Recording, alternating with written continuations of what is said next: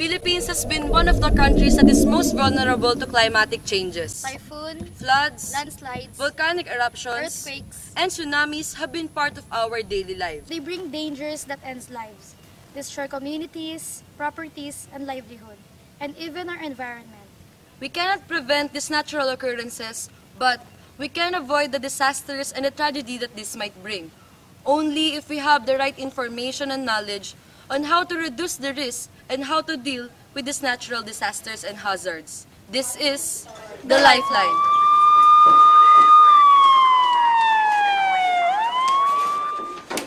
During the calamities, here are our basic needs, aka our survival kits. First of all, you need flashlights and extra batteries. And second is the phone to use in source of communication. We also need medicine kit. And you're also going to need some candles and matches or even a lighter. And lastly, we will need a radio to hear some updates from the news and do what we need to do next.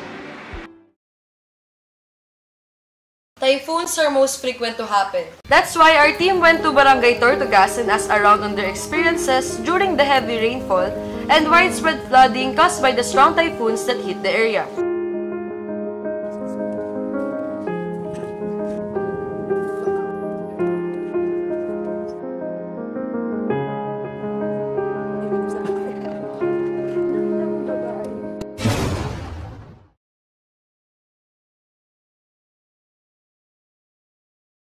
Nakatakot yan, ako. Hanggang saan po yung inaabot po ng baha? Ayan yung nakatayo ko ngayon, ha? Yan dyan ang, ganyan ang alaw.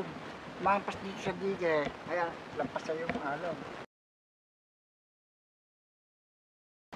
Yan yung mga bangka namin, pagka gano'n, tulad ng Grenda. Nasignal lang bagtatayuwa, sintruwa. Mga bangka dinala namin doon sa kabila, Port Ribas. Pinalong namin. Ito dito.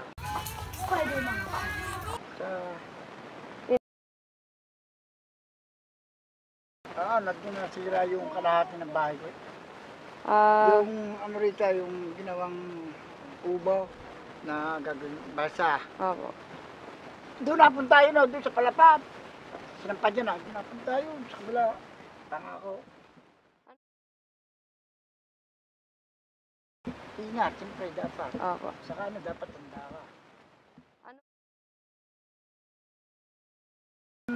Bago bumagyo, sinabihan yung mga tao doon, dinala sa People Center. Pinahakot ng mga barangay. Nagbigay din po ng tulong. Nagbigay tulong. Saan pabala? Talaga masasintruhan to eh. Okay po. Ano? Ay, boy! Hey!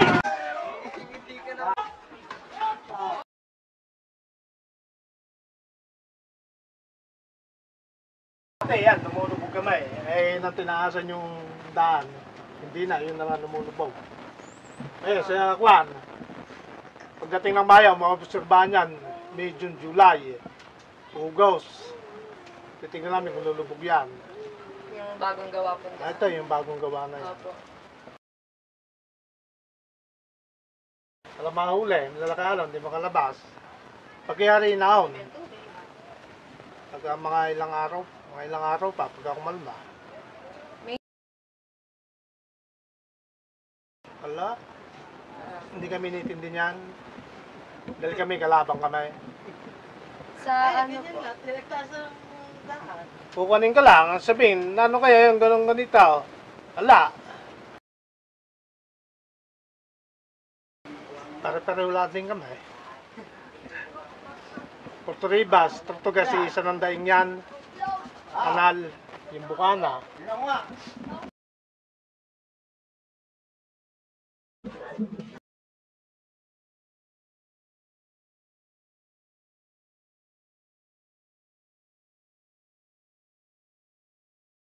Umabot kami sa hanggang bewang kami rito. Dito sa aming lugar.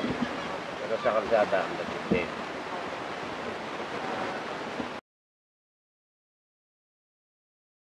Ay, nagtataligan ng mga buka. Lahat ng mga gamit dito. Kaya sa mga bata.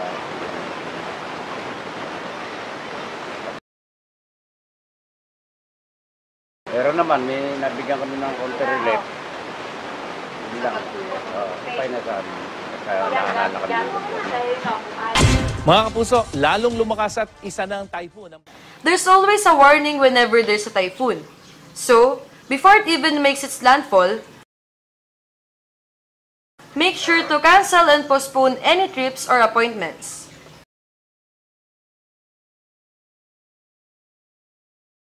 And if you are living in a low-lying area, go to the designated evacuation center. Listen to the news on radio or television. And when the typhoon arrives, stay inside your home or the evacuation center and heed warnings announced by the authorities. Typhoons usually bring floods, so how do we prevent them?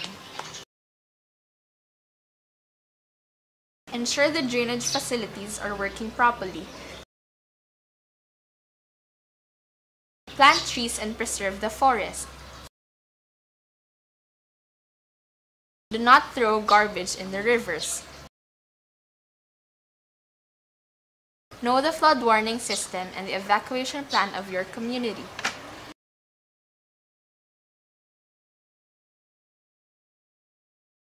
Pagka may bagyo, una sa lahat, hindi na muna namin kung anong signal. Tapos, hanggang maaari, bibigyan namin ng mga babala yung mga constituents namin, kabarangay. Para malaman nila kung kailangan na nilang lumigas o kahit hindi pa sa hindi man pa sila lumigas mo sa kanilang mga kanya-kanyang pirahan. Kadalasan na sa kanan sa amin, baha. Pagka high tide, tapos pagka maulan, yan, laging nasa-high. Meron naman tayo lahat lagi dito sa barangay, katulad ng mga number ng kapitan, ng mga talo na rin mga kagawad, tsaka yung sa mga city public office, meron tayo sa marshal, meron din. Ayun, panatali yung kalinisan sa barangay namin para maiwasan yung baha, para rin sa kanilang mga lugar na maiwasan yung pagkasira ng mga bahay nila tuwing may kalamidad.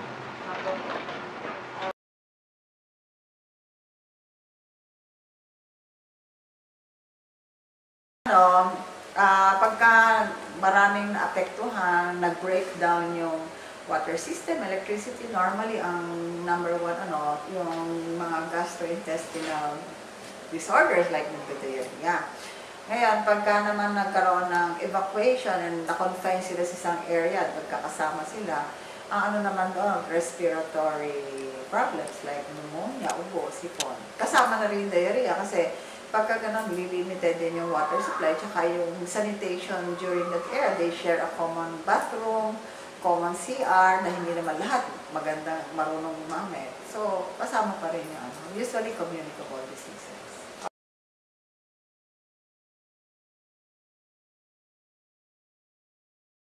Sige, so tuwing bagyo at baha, ang mga common na pwedeng makuhang sakit ay number one, diarrhea, no? Kasi hindi maganda yung source ng water, minsan yung food madumi din. So para maiwasan, so kapag alam na meron darating na kalamidad, mag-prepare or maghanda ng mga malinis na pinanggagalingan ng tubig, no? So napakahalaga yan kasi kung magkakaroon kayo ng sakit or ng diarrhea during or after yung kalamidad, so dagdag pahirap sa pang-araw-araw na buhay, no? Number two, yung common din sa ating bansa ay leptospirosis. Nakukuha naman to sa mga ihi ng mga daga na nag-harbor ng leptospira. So, nakukuha to kapag lumusong tayo sa baha na meron tayong sugat, no? Minsan kahit walang sugat, pag dumadikit sa mga mucous membrane, yung mucous membrane na tinatawag namin, yung bibig, sa mata, so pwede pa rin magkaroon ng leptospirosis, no? So importante rin siya dahil pag nagkaroon ng leptospirosis, ang pinakamalala na pwedeng mangyari ay masira yung bato na pwede kayong mag-dialysis, no? Yung iba, short time lang, gumagaling na. Yung iba naman, nagkakaroon po ng ibang side effect or ng ibang komplikasyon like dumudugo yung baga na kumukuha ng buhay. So napaka-importante kasi nga Number 1, ayaw nyo mamatay, no? Number 2, ayaw nyo maranasan na magkaroon kayo ng mga gamutan ng pangmatagalan tulad ng dialysis, no? Paano siya maiiwasan? Number 1, kung hindi kailangan lumusong sa tubig, huwag lumusong. Kung kayo naman ay hindi sinasadya na lumusong, merong mga tinatawag kaming prophylaxis like doxycycline na iniinom para maiwasan na kayo ay magkaroon ng leptospirosis. Wala kang maisip. So, yun lang yung dalawang naiisip ko na pinaka-common na sakit during calamities. Okay po. So, sabihin na lang po kung ano po ba yung importance ng knowledge po dito and awareness lalo na po ngayon kung marami pong nangyayari ganito sa atin. So, yung importance nito, mababawasan natin yung ating, kumbaga, stress at mababawasan natin ang ating mga kailangan gastusin. Bukod pa syempre sa kahalagahan po ng kalusugan, no? So, yun yung importansya na alam natin yung mga bagay na ito para yun, maiwasan natin magkasakit, maiwasan gumastos, maiwasan ng kadagdagang stress sa atin, hindi lang sa atin, pati sa pamilya natin. Well, ang diarrhea naman, number 1, ang gamot naman usual dito ay hydration, no? Ibig sabihin ng hydration, kung gaano kadaming nawawalang tubig sa ating katawan, papalitan natin. So, ang pinakamaganda pang hydrate ay oral rehydration solution, no?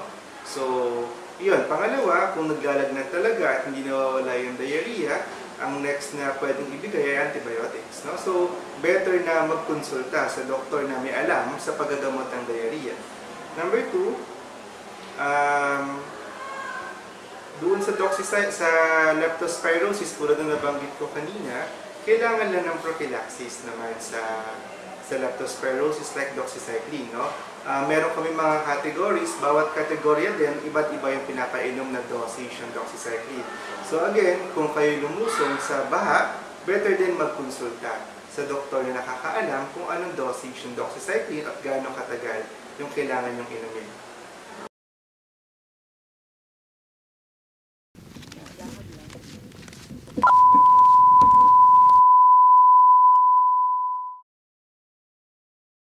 Earthquakes have been part of the life of Filipinos, since the Philippines is residing at the Pacific Ring of Fire. Stay calm during earthquakes. If you are inside a structurally surrounded building, stay there. Duck, cover, and hold. Under a sturdy table and hold onto its legs. Also protect yourself from falling debris and stay away from glass windows and other furniture made of glass. If you are outdoors, go to an open area.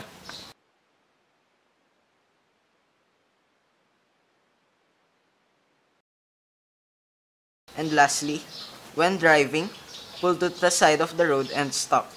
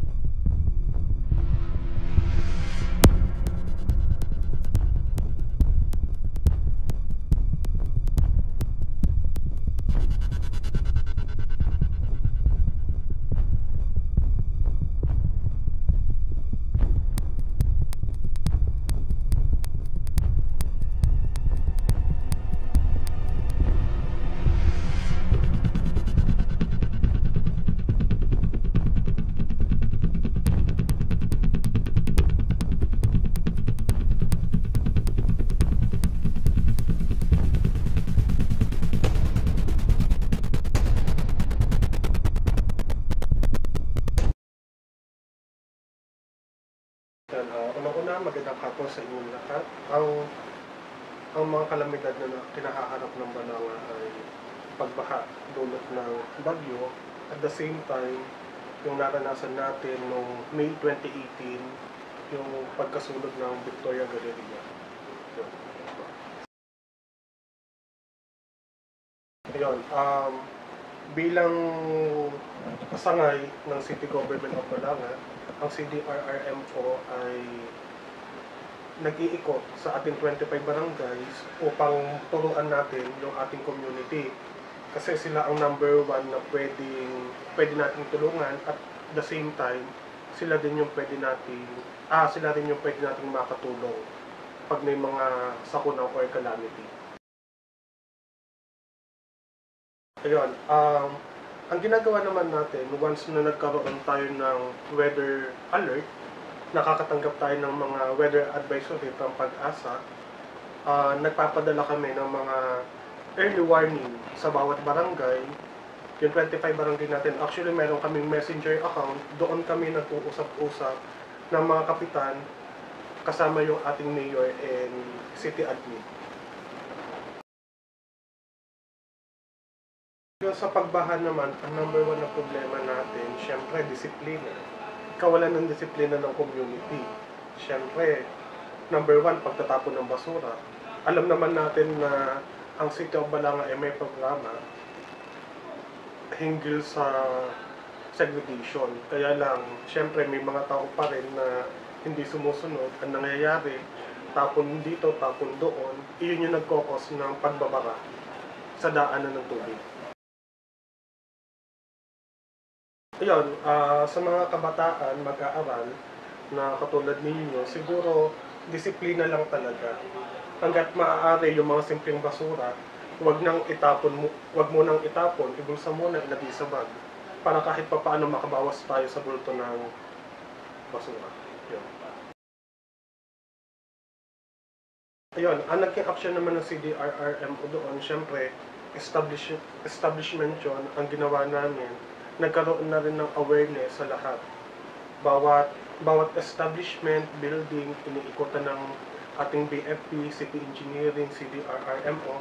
At the same time, nag-iikot-ikot na rin para kahit pa paano maiwasan na natin yung makulit, yung pagkasunod. Maiwasan natin yun, syempre unang-una maging maingat. Sa bahay, practice natin, automatic.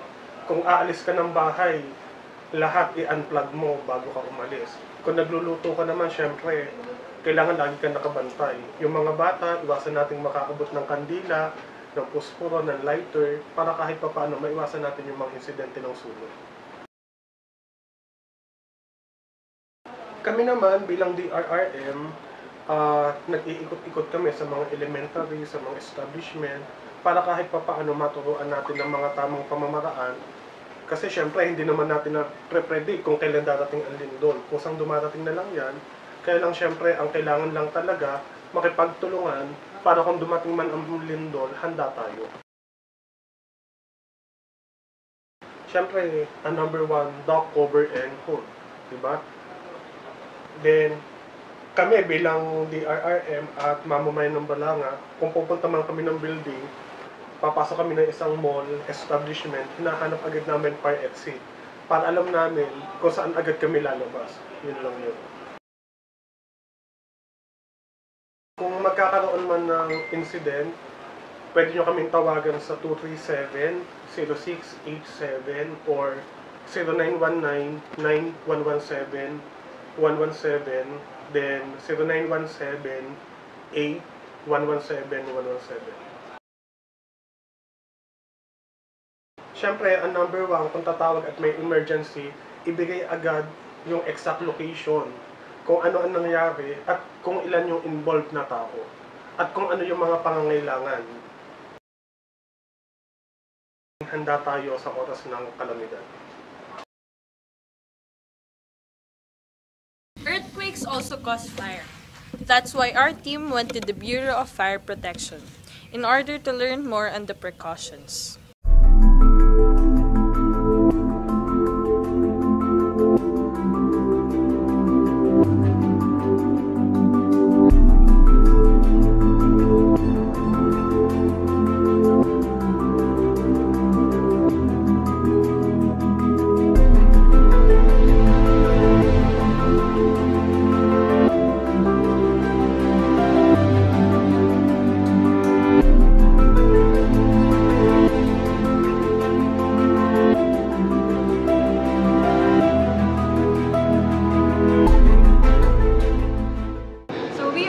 here at Balanga City Fire Station, and we're going to learn more about fire safety. And we are here to interview Fire Officer Jelas T. de la Cruz. Ako nga po pala si Fire Officer Jelas T. de la Cruz. Graduate ako ng BS Nursing. So, may bachelor degree ako. Nursing ako. So, pumasok ako sa fire kasi ang history ng pagiging bumbero namin, yung bata ako. So, yung bata ako, siguro, elementary. More on, nakikita ko ng actual sa rescue. So, may natutulungan akong minsan yung batang na aksidente, o kaya matanda, mayroong konting problema, ay sugatan siya, o tumutulong. So, just after that, so, pumasok ako sa BS Nursing. So, yun nga, natuto ako sa nursing.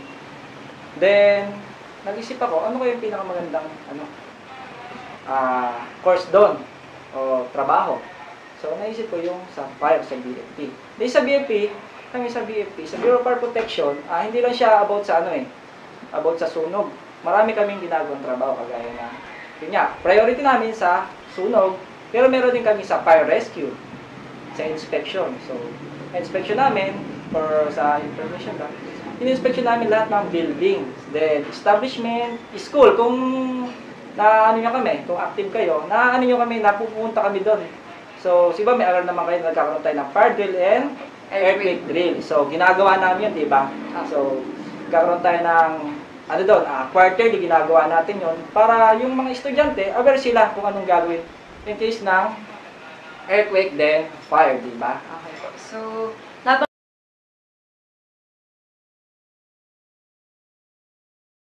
depende kasi yan kung anong nasusunog, di ba?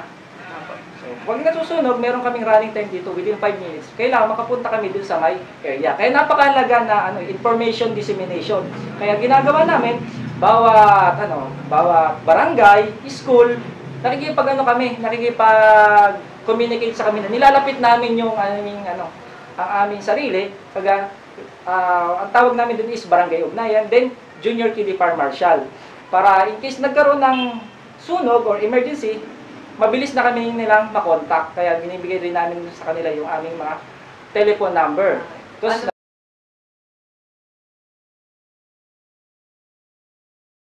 791-5001. Yun ang telephone number ng Balanga City Fire Station.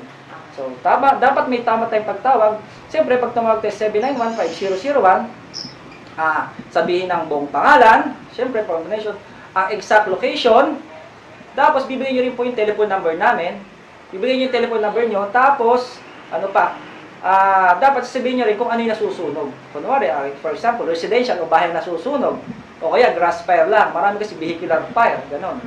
O may natrap pa sa loob, para malaman namin kung paano ang technique na pag-responde namin. So, sana naiintindihan nyo yung ganon. Kaya dapat importante na makatawag rin direct sa Bureau of Fire Protection. Ang telephone number namin, ulitin ko ulit, 791-5001. Okay po.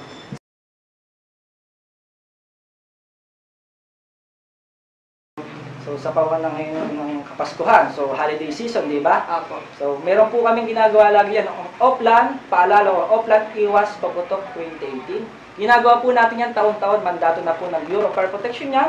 Umiikot po kami sa mga barangay, nagkagawa po kami ng roving, o umikot kami, gamit namin ng fire truck, umikot-ikot po kami dyan. Tapos nag-aandre po kami public address. So, pinupunta na, kinakatok-katok namin sila, binibigyan po namin sila ng leaflets, para po, ma-aware po sila, yung mga bahay o mga civilian, na darating po ang holiday season, mag-ingat po sa paggamit ng mga appliances, di ba? Minsan kasi, kadalasan po kasi short circuit na iiwan. Ang holiday kasi, di ba, minsan nagpupunta tayo sa ibang lugar, di ba? Kunyari, mag-ano tayo sa lola at lola natin, pupunta tayo, iiwan natin ng bahay, may naiiwan mga appliances na kasaksak, di ba po? Makiwasan po natin yan, yung ganyan. Tapos ano pa po yung mga datang iwan? Sa pagpaputok, kung hindi natin kayang iwasan, di ba? Magpunta po tayo sa designated area natin na magpaputok para po, doon po, nakabantay po ang BFP doon, para in case nagkaroon ng emergency, ay makabilis po kaming makaresponde. Kaya ulitin po natin sa darating po na holiday, o yung sa dating na Pasko o bagong taon, iwasan po natin talaga magpaputok dahil hindi lang po tayo pwedeng magkaroon ng sunog sa bahay natin, pwede po tayo masaktan o kaya ay sa masamang palay, ikamatay po natin.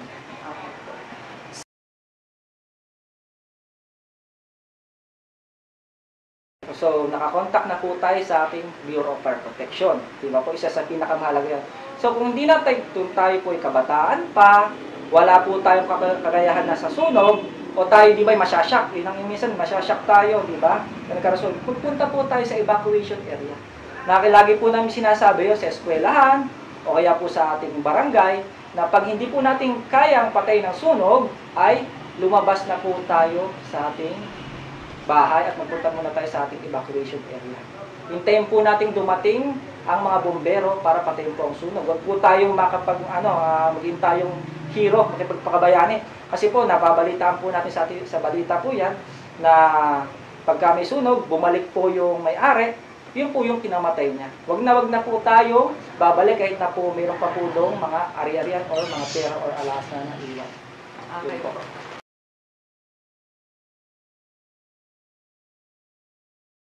Sa bombero kasi hindi lang kami sa sunog eh. O kaya last siguro mga 2008 ay 2010 or 11 po yun. Na nagamit ko na rin yung aming pagiging nurse na nag-conduct po kami ng rescue dyan sa may tree planting namin dyan sa pamilya ng General Lee. So, generally, nagkaroon po ng tree planting, may makasama tayong mga kaibigan sa DNR. So, ang nangyari po doon, ang namin talaga, ang request sa amin, ang assistance ay pagbigay kami ng tubig sa tree planting. Kaso lang, sa masamang palad, may makasama tayo sa DNR na sila, na aksidente dahil sa tarik ng daan, dahil kasi nga yung bundok, di ba? Nagkaroon tayo sa bundok. So, may mga nabalian sa kanila ng mga tuhod, braso. So, hindi lang kami sinasabi nga, bumbero din na sa sunog, pwede kami sa rescue. Nagamit namin pagbibigay ng first aid doon. So, yung nangyari doon, medyo mahirap ang area, tapos kailangan siyempre, pag first aider ka, marunong ka mag-improvise. So, ginamit namin yung mga sanangan ng puno doon, din yung mga damit namin o panyo, para ma-rescue ng maayos tong victim. So, siguro isa pa sa mga rescue, yung dito, alam niyo na, sa Victoria Galleria Mall. So, yung Victoria Galleria, medyo maano rin sa akin yung nangyari dyan, kasi yung mga ibang tao, akala nila ang sunog ay ganun-ganun na lang basta. Pero kung i-research nyo, kung mayroon tayong alam sa sunog, ang sunog kasi, hindi lang siya mababatay basta-basta, lalo na sa mall. Kasi ang mall natin, punong-puno po ng mga laman yan, ng flammable materials yan. Sinasabi flammable materials, class A, B, and C. So, anong papaliwanag natin, elaborate ko ang ibig sabihin ng class A, B, and C ng fire. Class A yung fire, yung mga ash o nagiging abo, kagaya ng kahoy, plastic, papel, then plastic, which is present sa may Victoria Mall. Class B of fire, mga flammable liquids natin. Siguro meron to, di ba? Yung mga gumagamit sila na, yung mga gasolina, di ba? Yung sa mga gasoline, yung mga sasakyan, yung mga nandun sa loob, di ba? Mga flammable liquids natin. Class C of fire, po yung mga ginagamitan ng kuryente, which is present sa loob ng mall. So, kaya ngayon, siyempre, sa dami ng presence ng flammable materials substance doon sa may mall, mahirap siyang patayin. Basta-basta, hindi mo siya kayang ipatay na sa loob ng isang araw sa laki ng mall. So, doon sa mall na yun, almost 3 to 5 days nandun kami. So, walang tulugan doon, lahat ng sa ating pag-responde sa Victoria Mall, marami naman siyang nasagip. Hindi kasi naisip sa ng ibang tao nakita yung sunog doon, ay ubos ang mall, hindi. Sa totoo lang, yung nasunog lang sa mall is yung department store sa damitan at saka yung ibaba ng bodega niya, yung stock room ng supermarket. So, which is overall, nagpasalamat sa amin si Mayor at saka yung mga ibang mga ating mga civilian dahil nga, kahit papano, matagumpay naman namin na nasagip yung Victoria Galleria Mall. Kasi kaya nga lang, hindi maiwasan talaga yung damage. At saka wala tayong mahalaga doon, walang casualties or nasaktan. Pero mga ibang bumbero, siyempre, sa pag-responde, medyo may nasaktan, pero wala namang namatay. Saludo po kami sa lahat po ng mga bumbero po ng ating Balangas. Pwede pong konting pasalamat din sa ating gabanggit ko lang ang ating sa ating City of Balangas City Fire Station, si Chief Inspector Renati Barcini, na pinaulakan niya po tayo para magsalita po ako ang ating mga kasama dito sa bumbero na bumabati rin po sa inyo na Merry Christmas po and Happy New Year at mag-ingat po tayo ngayong holiday season. Salamat. discuss only a small part of a broader issue on dealing with these calamities caused by climate change. We truly encourage everyone who's watching to prepare for natural hazards. Plan on how to face them and create a disaster plan for your home. It is our responsibility to avoid as well as to prepare for these possible hazards, to follow advisories from the authorities, and to ensure our safety on the possible dangers. This is our responsibility that we must not take not only to our minds but also to our hearts for this entire lifetime. Again, this is the Lifeline.